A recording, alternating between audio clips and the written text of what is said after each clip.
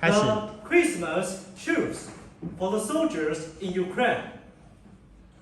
Christmas Day, 1914. Dearest mother, My dear wife, May.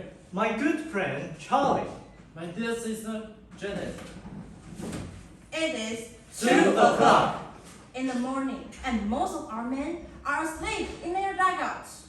Yet, I could not sleep myself before writing to you Of the wonderful events of Christmas Eve. In truth, what happened seems almost like a fairy tale.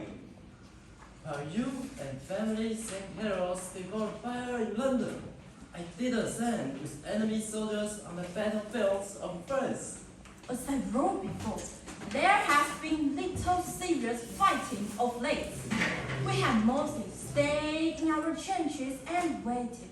But what a terrible waiting it has been, knowing that any moment an artillery shell might land and explode beside us in the trench, killing or maiming several men. Through all this, we couldn't help feeling curious about the German soldiers across the way. After all, they faced the same dangers we did. What's more, their first trench was only 50 yards from ours. Between us lay no man's land, bordered on both sides by barbed wire. Of course, we hated them whenever they killed our friends. But other times, we joked about them and almost felt we had something in common. And now, it seems they feel the same. Just yesterday morning, Christmas Eve day, we had our first good freeze. Everything was tinged white with frost. Perfect Christmas weather. During the day, there was little shelling or rifle fire from either side. And as darkness fell on our Christmas Eve, the shooting stopped entirely. Our first silence in months. I went to the dugout and I must have drifted asleep. All at once, my friend was shaking me awake, saying, "Come and see! See what the Germans are doing!" I never hoped to see a more lovely sight. Clusters of tiny lights were shining along the German line, left and right as far as the eye could see. What is it? I asked in bewilderment, and someone answered, Christmas trees! And then we heard them singing, "Silent night, hilly night." This song might not yet be familiar to us in Britain, but one soldier knew it and translated. Silent night, holy night. I've never heard one lovelier in that quite clear night. When the song finished, the men in our trenches applauded. Yes, British soldiers were applauding Germans. Then, one of our own men started singing, and we all joined in. Lovers know well, the angel did say. In truth, we sounded not nearly as good as the Germans with their fine harmonies, but they responded with enthusiastic applause of their own, and then began another. Oh, Tannenbaum,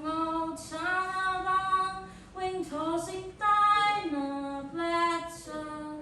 Then we replied, Oh, come, oh, ye faithful, joyful and triumphant. But this time they joined in, singing the words in Latin. Ades te fidelis, Lady triumphantes, venite, venite in Bethlehem. British and German soldiers were harmonizing across no man's land. I would have thought nothing could be more amazing. But what came next was more so. English, come over. We heard one of them shout, "You no shoot, we no shoot." we looked at each other in bewilderment. Then one of us shouting jokingly, "You, come over here!" To our astonishment, we saw two figures rise from the trench, climb over the above the wire, and advance across no man's land. One man called, "Send the officer to talk." Our captain climbed out and went to meet the Germans halfway. We heard them talking. A few minutes later, the captain came back with a German cigar in her mouth We agree there will be no shooting before midnight tomorrow, he announced. Then some of us were climbing out, and in minutes more, they were going no man's land with over 100 soldiers of each side, shaking hands with soldiers we had been trying to kill just hours earlier. Before long, a bonfire was built, and around it we mingled. British khaki and German grey. Only a couple of our men knew German, but more of the Germans knew English. I asked one of them why that was. Because many had worked in England, he said. I was a waiter on the Hotel Cecil. Perhaps I waited on your table. Perhaps you did, I said. One German told me he had a girlfriend in London. Then he asked if I sent her a card. He gave me later, and I promised I would. Another German showed me a picture of his family back in Munich. His eldest sister was so lovely. I told him I should like to meet her someday. He gave me his family's address. Even those who could not converse could still exchange gifts. Our cigarettes for their cigars, our tea for their coffee, our corned beef for their sausage. Later on, we promises to meet again tomorrow. I was just starting back to attention when a German clutched my arm. My God, he said, we could not wait for peace and all go home. I told him gently, you must ask your emperor. He looked at me, then certainly. Perhaps, my friend, but also, we must ask our hearts.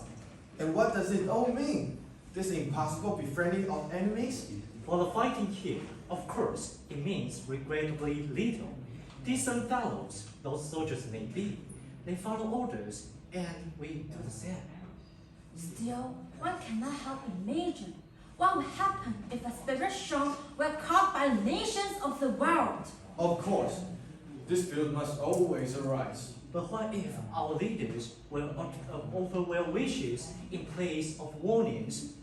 Sounds in place of sirs. Present in place of the parcels? When not all want end at once, All nations say they want peace. Yet, on this Christmas morning, I wonder if wanted quite enough.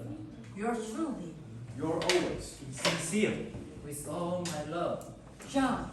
Andrew. Phil. Tom.